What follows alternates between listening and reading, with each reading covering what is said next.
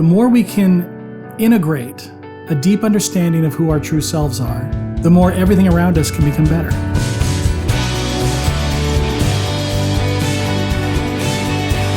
Welcome to the Flesh and Spirit podcast, where power and surrender meet the self.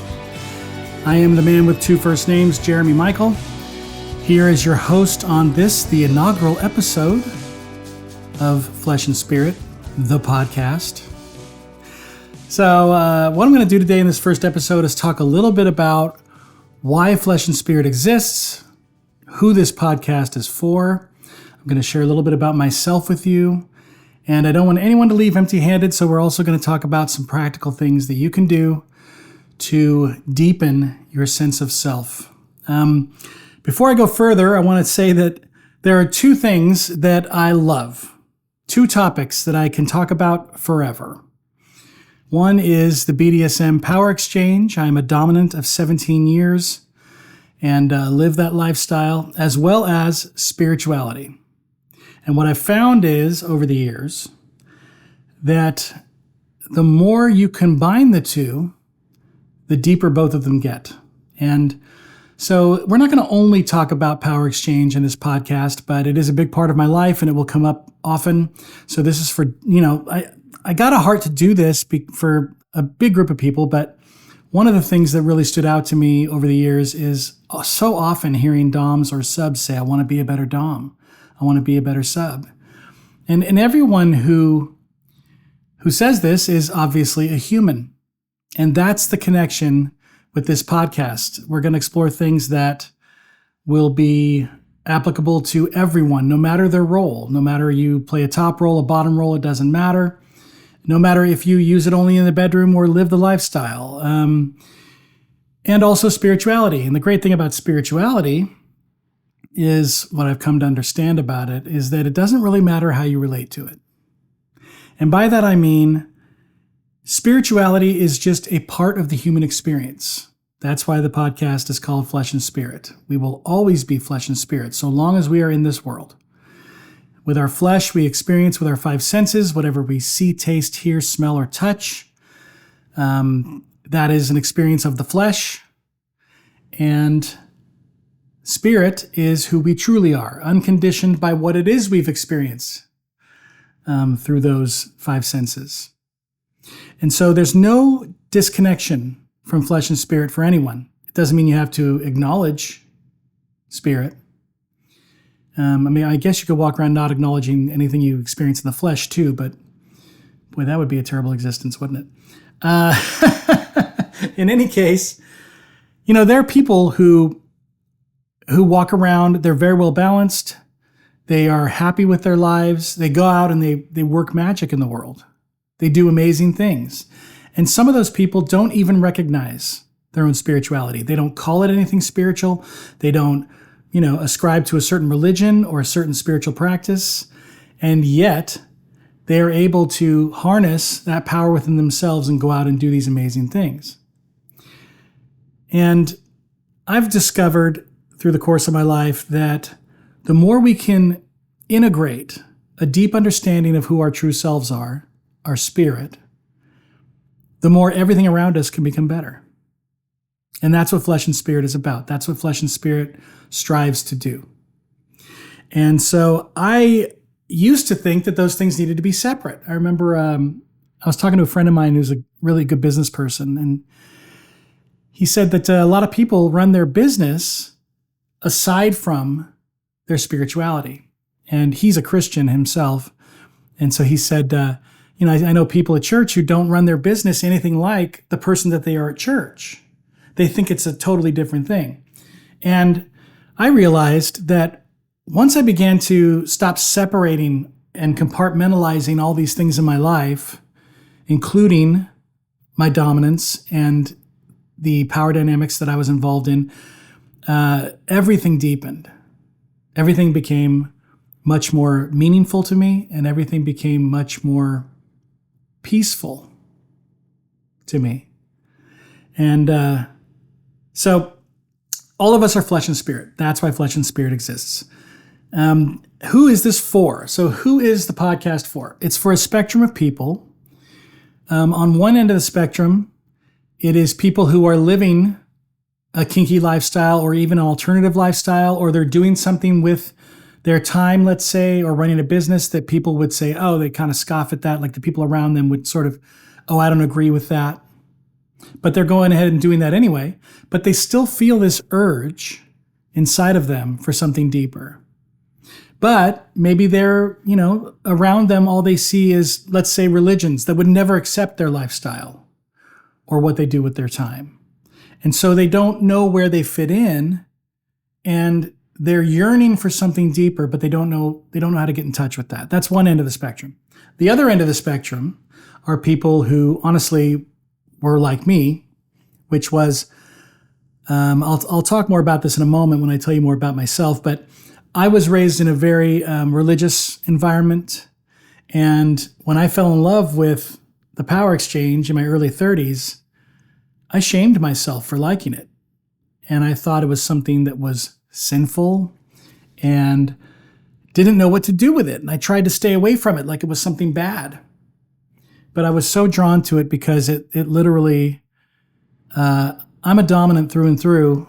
And, I don't know about any of you, of course, but for me, being a dominant is part of who I am. It's not something that's like a hat I put on and, do it for a little bit and then I take the hat off. It's just who I am. And so that's why it was important for me to integrate all of who I am with all the rest of who I am. So that's what this podcast is going to aim to do. And that's the people that it's for. This is a place for people from all walks of life. It's a place where you will not be shamed for the way that you think, for the things that you want. There is nothing necessarily wrong with anything that you want. And I wouldn't go so far as to say that every thought we have is some kind of inspired thought. But there is a way to test that. And we'll explore some of that here on the Flesh and Spirit podcast. To tell you a little bit about myself. Don't hold it against me, those who don't like the West Coast of the United States, but I was born and raised in California. That gets mixed responses every time I say it. I left 18 years ago to move to Tennessee. I live in the Nashville area, Middle Tennessee. It is very beautiful out here. One of my favorite things about living in Tennessee is having seasons. In California, they are very mild. There's not much difference in the seasons. But out here, we actually, in this part of the country, get snow. And it doesn't last very long, which is even better. You can experience it for a few days and then it melts off and it's gone, as opposed to having to shovel it for months, which I know a lot of you do. But it's a really cool place to live. And 18 years I've been here. So about me, my history, how I got to making this podcast, how I got to creating Flesh and Spirit to begin with, is a tale about a little boy who was born into a very religious household. Now, before I continue on with this story, I'm going to just tell you my experience. And I want you to know that I'm not into religion bashing at all. And so anything that you hear negatively about the religion that I was born into, I don't want you to think that I think poorly of people involved in that religion. I think poorly of no one off the bat. I think everybody, I think it's important to take each person at their own merit. And, I'm not walking around judging anybody. I know plenty of people within and without Christianity who both are very spiritual. And I know people within and without Christianity who are not. So anything I say about my understanding of religion that informed my spirituality, that's why I'm talking about it. And I'm not blaming anybody but myself for my misunderstandings. And so here's what happened. So I was born into this family that was very religious, and it was a given that I would be a Christian. The thought never crossed my mind that I wouldn't be. So at 3 or 4 years old, I was kneeling down and asking Jesus in my heart. My mom was so proud of me. Everyone that I knew, my extended family, the church I went to, the Christian school I went to, everyone I knew were Christians. So my worldview was shaped by, everyone's a Christian, and those who aren't, those poor people are going to hell. And that was, again, not a slam of Christianity. This is me. This was how I thought. And so when I got into my teen years and into my 20s, there was this cognitive dissonance with what I understood about God, what I understood the Bible was saying. And so, interestingly, at this point in my life, I can no longer call myself a Christian because I don't agree with some of the main tenets of Christianity. However, I still believe in the Bible. I just understand the Bible in a much different way than I used to. But anyway, that cognitive dissonance in my head about what is life about, who is God, all these things. I mean, there I was, this guy who loved God, and I was a musician. I wrote songs about God, and, I just wanted to please him because I thought God was this external being who was outside of this place, and there was this list of do's and don'ts that I had to make sure I didn't do and did to make him happy.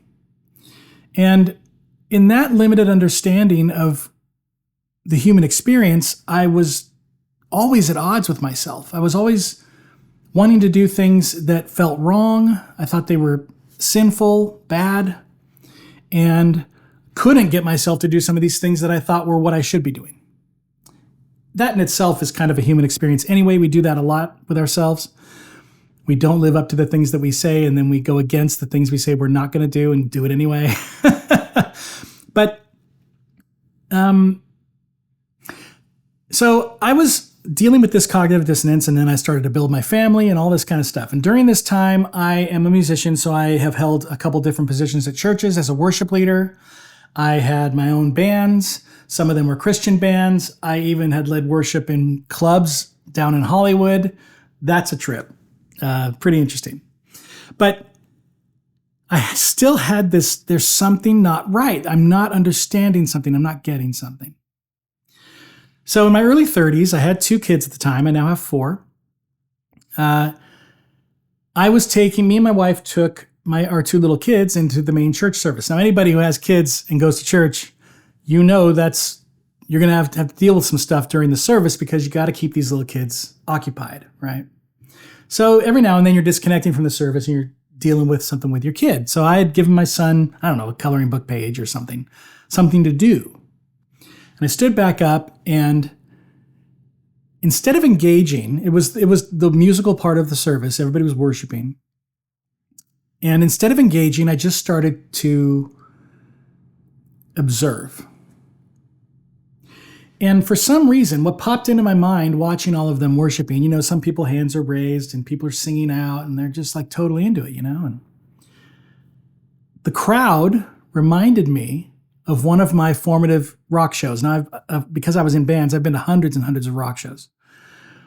But one of my most formative shows that I remember the most, and I remember being very viscerally, my reaction was like this bodily reaction, was the Smashing Pumpkins at Lollapalooza 93. It was an incredible show and very exciting. I watched the crowd, and for some reason that show popped into my head. And I said to the Lord, what is going on here looks just like what was going on at Lollapalooza 93. And then right as I thought that, the worship leader on stage that morning said, "The Spirit's heavy in the room. Can you feel it?" And everyone's hands go up. Yeah. This was even more like when Billy Corgan would say whatever he might say, and we all went, yeah! It was the same kind of reaction. Yet, we call this a movement of the Holy Spirit, and that some people I knew called the Smashing Pumpkins evil. Now, I'll tell you right now, I never called the Smashing Pumpkins evil. I have always loved the Pumpkins, and I still do. Billy Corgan, you're my man. But how can we call this a movement of the Spirit and this something that's not? What is the difference? Because I didn't see the difference. I realized I don't see the difference. So I asked God that morning, will you please show your deeper self to me, your deeper truth? Can I know you in a deeper way so that I can discern what is a movement of you and what is not a movement of you? Because they look the same to me. And they felt the same. To be in the crowd at Smashing Pumpkins didn't feel any different than worshiping on a Sunday morning. So I went home with this, and I was thinking like, this is going to be great. Like, me and God we're going to deepen our relationship. It's going to be awesome. not unfortunately, but at the moment it felt unfortunate. From that moment on, God went completely silent. All the ways that he used to speak to me, for me it was sometimes I would get a phrase in my head from him in prayer. Sometimes he would show me something and I'd get this little inkling of this is, I'm reading something. It's like, this is important. Pay attention. Be in a situation and I would feel something different in me. And God would be kind of trying to teach me something through that or have me do something through that. All these different ways that I had grown up since, remember, birth, they left. So to me, I felt completely like he had left me. And as you can imagine, this is someone who loves God. Like I didn't want to be without him. That's the whole reason I had the conversation with him that morning. But it wasn't the first time I'd ever felt this. I had felt separation from him before. And, the Bible says, draw near to God and he'll draw near to you. So that's what I started to do. So for a few weeks, I was okay. It'll return. It's all right. This went on for 2.5 years. So by the time I was 39, about to turn 40, I had been spending almost every morning. I had a basement recording studio at the time. I would go down to the studio and I would often sit on the floor and for an hour or two, open the Bible and read promises out to God. One of the ones I remember the most was, there are verses that talk about, you will leave the 99 sheep to go find the one lost sheep. And in tears, I would be crying out, I am that lost sheep. Where did you go? I asked to know you deeper, and you leave? The fuck is this? Like I could not comprehend what was happening. So after 2.5 years of that, I finally gave up. And I remember it vividly. I remember saying, I don't feel like there's anyone hearing me right now. I've gotten to the point where I believe that me and everyone else I've known who believes in God has been deluded. We are living a false life. It's not real. All I could tell was real was what I experienced with my 5 senses. I believed at this point that when we die, we become dirt. I believed there was no spirituality. I believed there was no God. I believed there was no one there who gave a shit about me. And I felt so alone. After living for 4 decades with this understanding that there's this other supreme being who cares about me. And now I realize it was all fake. That was where I was at that point. It was terrible. It was excruciating. But I couldn't do that anymore. I couldn't go down every morning for an hour or two and fall apart and try to live the rest of my day like that. I couldn't do it anymore. So I said, so this is how I left it. If you want to come for me, then come for me. But I can no longer try to seek after you. It's killing me. And I don't even believe you're hearing this. So I'm done. But I will do my best to remain open. That's how I entered my 40s. My 40s will go down in history as the decade of hell. A lot of great things happened in my 40s, in my family, with my kids. Things were okay, but I could not connect. I was totally checked out of everything. And by the time I was 49, I'm in my early 50s now. By the time I was 49, I was contemplating turning 50. And I had a thought that was unlike any other thought I had had before. Now realize I've gone through all my 40s believing that I've got to make something happen. I am all there is. There's no one else looking out for me. No one else cares about me. I've got to make these 5 people, my 4 kids and my wife, I've got to take care of them somehow. I feel all alone how to do it. I don't know how to do it. I'm just running on empty, man. For like 10 fucking years, I'm just running on empty. So I had this thought at 49 that gave me pause. It concerned me. And that thought was, if the next 10 years are as bad as the last 10 years, I'm going to want to end it. I had never had a thought quite like that before. I think that every human, when we get into something that is uncomfortable for us and really hurts us, I think that we have probably felt the idea of, I just want this to be over. But I personally, and my heart goes out to those of you who have dealt with those thoughts of taking your own life, but I had never gotten to the point where I said, I'm going to take my own. I'd wanted to die, but that's not the same thing.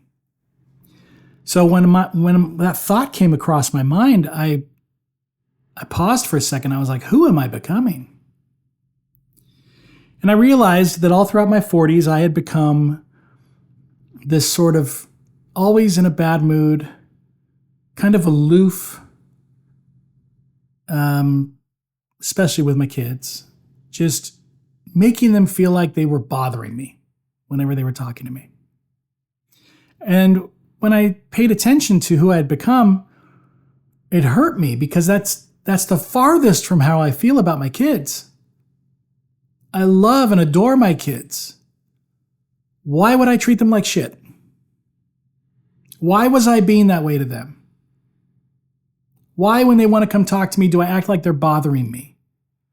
This really bugged me, man. And so I realized I also, because I've become this way, I hated myself. I hated myself. So I set out to change myself. I didn't know how I was going to do it, but I knew something had to change because of what I had thought, right? If the next 10 years are as bad as the last 10 years. And I didn't want to get there. So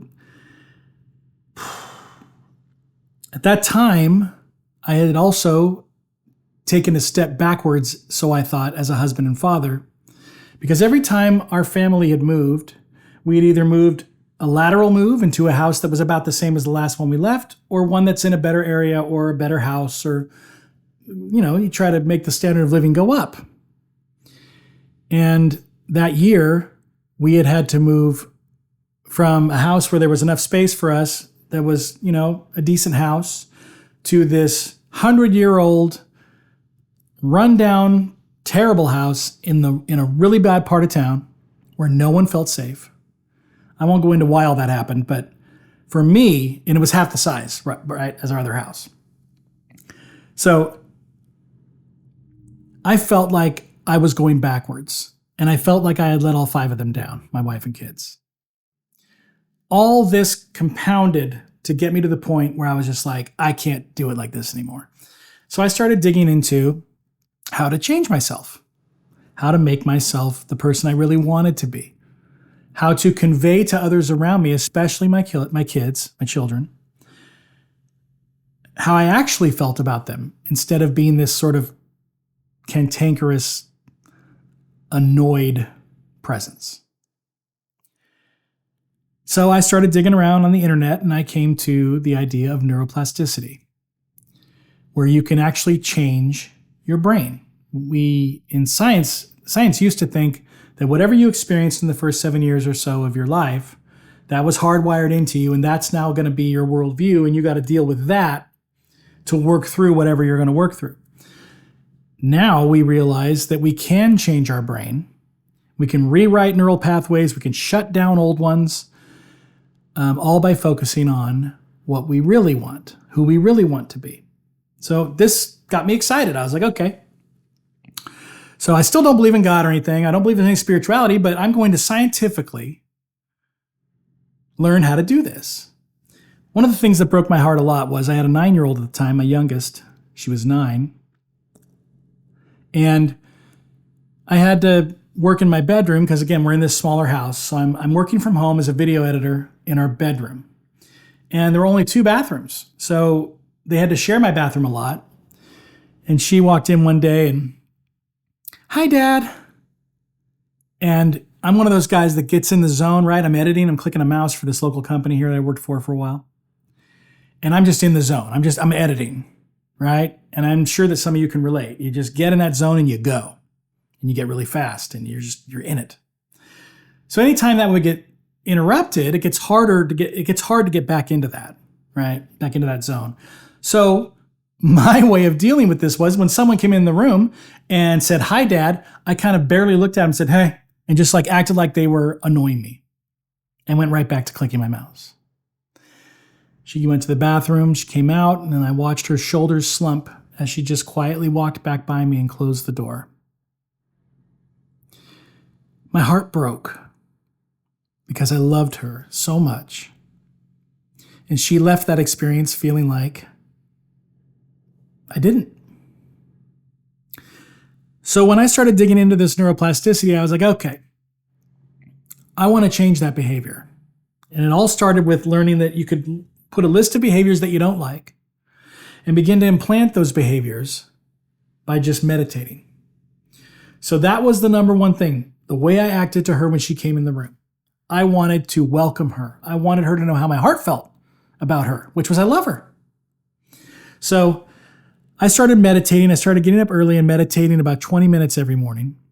And during that time, I would just loop this scene in my head, which was me replaying the scene of her coming in the room. "Hi, Dad." And in the scene that I created, the way I wanted to act, I turned around and I went, "Hey, baby, how you doing?"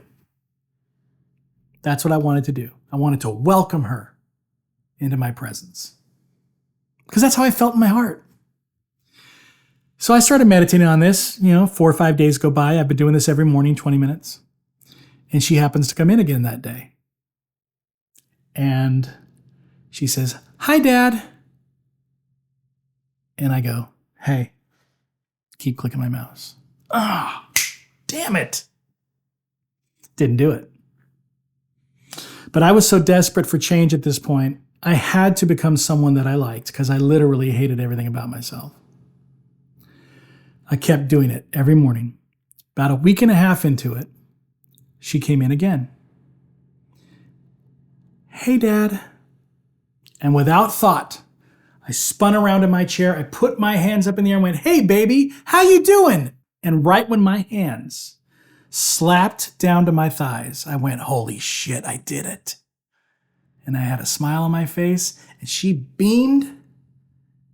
And she talked to me a little bit about what was going on, went in the bathroom, came out the bathroom. I gave her a hug.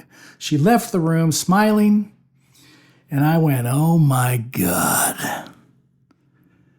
This is the new Jeremy beginning to become something." So I got nuts, man. I started meditating every morning for an hour.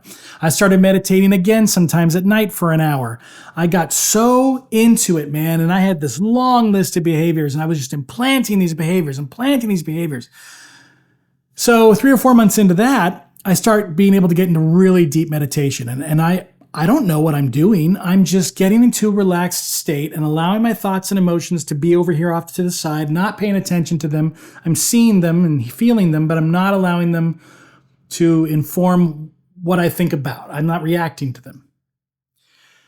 And 3 or 4 months into that, I start bawling my eyes out. It's to the point where I am just crying for an hour and a half straight every time I meditate. That goes on for quite a few months. All of this energy pent up in me over all these years is leaving my body. It's just expelling itself.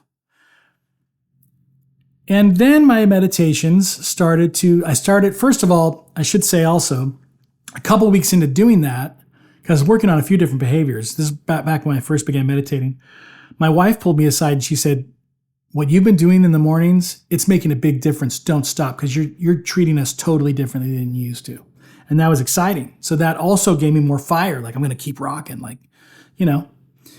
So anyway, I end up becoming a regular meditator. And I'm learning so much about myself and I'm changing in ways that I really love. And I'm finally expressing myself in ways that I believe were what I meant, what I've always wanted to express.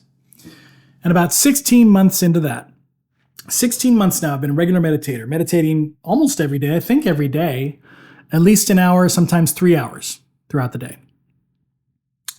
I come out of a deep meditation 16 months in to doing this every day. And I hear this familiar voice. And it says, I am here. Chills over my whole body, because that was the voice that I heard was the same way that I used to hear God over 10 years before that, for 4 decades up to that point. And I fell apart. And I realized that God had answered my prayer, my Christian God, who was stuck in this little Christian box. I thought he was huge. But when I realized that all this time that I've been going within and spending time in the silence and trying to get in touch with my true self and express my true self, that has been God. Oh my God. Literally. So then, in the upcoming weeks, all of this scripture that at this point I thought I had given half of my life, being this devout Christian, I thought I'd give him half my life to something that doesn't matter. I've wasted half my life. All of this scripture flooded back into me. Now, with this new understanding, all these verses that were somewhere inside of my brain that I had memorized through reading them thousands of times, and they all started flooding back in and connecting the dots. Your view of what God is has been too small, Jeremy, and you asked to know the truth. You asked to know all of me. So I had to break you out of that. And the way that God did that was he just shut up. He just let me believe that it was all a lie. And now I realize when I say he, when I say God, when I say whatever, there's no separation. God is not an external being. In the Bible, Jesus says to look upon me is to look upon the Father. Jesus also said, you will go forth and do greater things than I. That's something that I don't see a lot of. I don't see a lot of people in Christianity or not doing greater things than Jesus. There's some.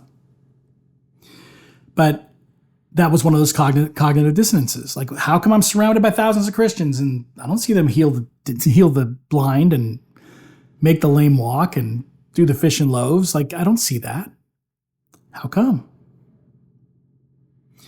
And now I realize because I couldn't comprehend it in my own awareness.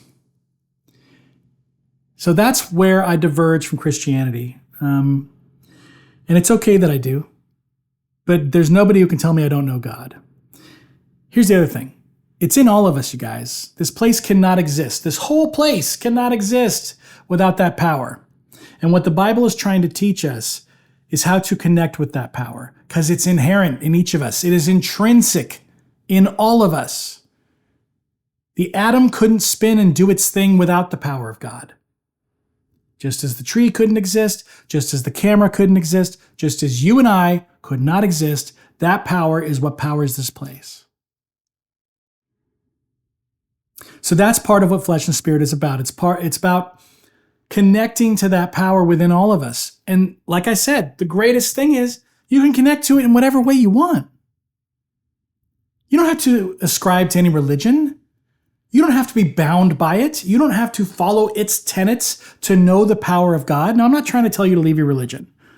If your religion is connecting you to that power, great. But if that religion is holding you back, fucking get the hell out of there. Because that's not who we were meant to be. We were not meant to put God in this little box and this is God, but this is not God.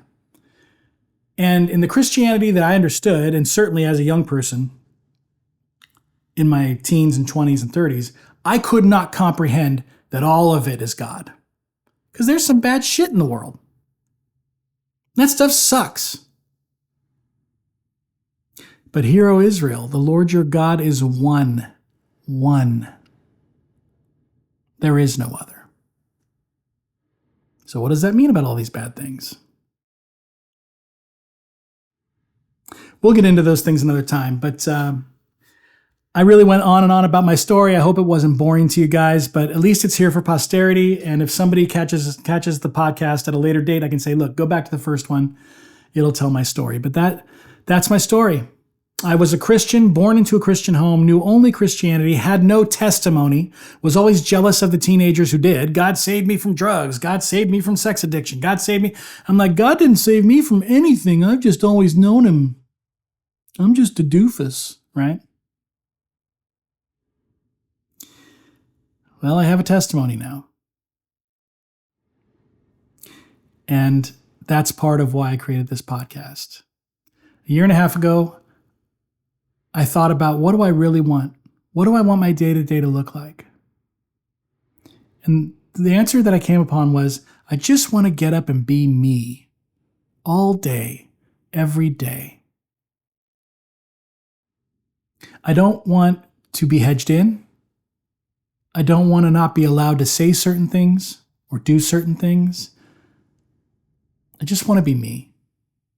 And for a guy who loves BDSM power exchange and lives that lifestyle and loves spirituality, where do you go to be that guy?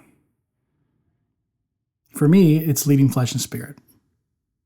So I hope that this podcast has been, at the very least, I hope you felt welcomed here. I hope you felt something in my story that you can relate to. And I'm telling you, I don't know you, but there's no way anyone could ever convince me that I don't actually love you. I do. And I wouldn't have made this podcast if I didn't. I don't know what all it's going to become. I have a few ideas for more episodes, but we're going to just go with it because it's what I love, man. If nobody ever listens, I guess, okay. So, like I said, I don't want you to leave empty-handed. If you want to go deeper into getting into your deepest self, discovering the power that's within every single human being, you included, I've got a free PDF for you that shares a little bit about some of the ways that I got in touch, not just meditation. I mentioned meditation, but there are lots of other ways to sort of lead yourself to get out of your own way, to come into contact with this greater power that's in you, this greater intelligence that is in all of us. And it is all connected to each of us. We are all connected. So the link for that is down below. Please get that PDF. Let me know what you think about it. Put it into practice. It will change your life. I guarantee you it will change your life. If you guys want to talk about it more, I've got calls you can set up with me. I'd love to chat some more about BDSM, about spirituality, my two favorite things. If you're a dom or a sub or a couple or even more who want to deepen your dynamic, I'd love to talk about that. That's my wheelhouse, man. DS, power exchange, and spirituality. So if you're someone who's shaming yourself for the things that you love and you don't know what to do with that and you're feeling like you're being held up by your spiritual understandings, like how can God accept me this way? I'd love to talk to you as well. My heart goes out to you. I have been in both of those situations and I've come out better than when I started. And so they always say, that the people you should help are the people who were you a few years ago. And that was me a few years ago. It finally all came together when I woke up from that meditation and God said, I am here. So rest assured, the same is true for you because we are all flesh and spirit. Appreciate you guys. See you next time.